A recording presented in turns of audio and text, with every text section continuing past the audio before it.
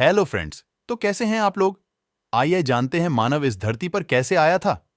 हमारी दुनिया लगभग 4.5 अरब साल पुरानी है और आधुनिक मानवों की बात की जाए तो हमें इस धरती पर आए हुए लगभग 2 से 3 लाख वर्ष हो गए हैं। जाहिर सी बात है कि इस लंबे अंतराल में कई परिवर्तन आए होंगे। हमने चांद तारों तक की दूरी नाप ली है।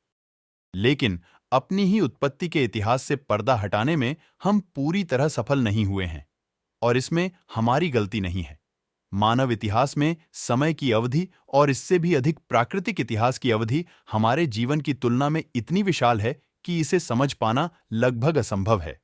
यदि पृथ्वी का निर्माण मध्य रात्रि में हुआ माने और वर्तमान क्षण अगली मध्य रात्रि है, तो आधुनिक मानव को पृथ्वी पर आए हुए केवल 1 सेकंड का ही वक्त हुआ है। इसे दूसरी तरह से देखते हैं। अगर हम मानव शरीर का उदाहरण लें, तो ब्रह्मांड का अस्तित्व हमारे कंधों पर शुरू होगा और आधुनिक मानव हमारी उंगलियों के पोरों पर मिलेंगे। इससे हम अंदाजा लगा सकते हैं कि पृथ्वी की आयु की तुलना में हमारा अस्तित्व नगण्य है। हालांकि यह कहना गलत नहीं होगा कि मानवों का अस्तित्व इतिहास से भी पुराना है। आधुनिक मनुष्यों की तरह दिखने वाले जीवों का पृथ्वी पर विकास पहली बार लगभग 25 लाख वर्ष पहले हुआ, लेकिन आने वाली असंख्य पीढ़ियों तक वे अपने आसपास के जीवों से अलग नहीं थे। अगर हम किसी तरह 20 लाख वर्ष पहले के पूर्वी अफ्रीका में पहुंच जाएं, तो हमें क्या देखने को मिलेगा? हमें आधुनिक मानवों के पूर्वज मिलेंगे। बच्चों की देखभाल में लगी माताएं, शिकार एवं भोजन बटोरने में जुटे युवा एवं आराम करते वृद्ध। हमारे ये पूर्वज साथ रहते थे और उनमें हर उस तरह की प्रतिस्पर्धा थी जो आज के समाज में है। लेकिन यही हाल हाथियों, चिंपांजियों एवं बबूनों का भी था।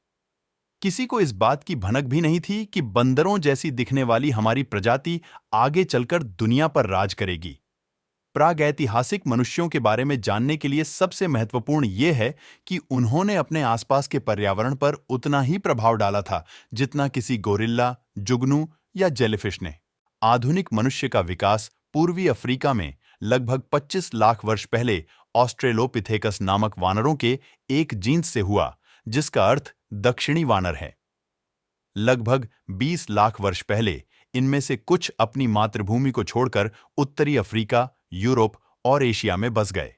चूंकि उत्तरी यूरोप के बर्फीले जंगलों और इंडोनेशिया के गर्म जंगलों में जीवित रहने के लिए अलग-अलग लक्षणों की आवश्यकता होती है, इसलिए मानव आबादी अलग-अलग दिशाओं में विकसित हुई। इसका परिणाम कई अलग-अलग प्रजातियां थीं, जिनमें से प्रत्येक को वैज्ञानिकों ने एक लैटिन नाम दिया है। आज के लिए बस इतना ही। मिलते हैं अगली वीडियो के साथ।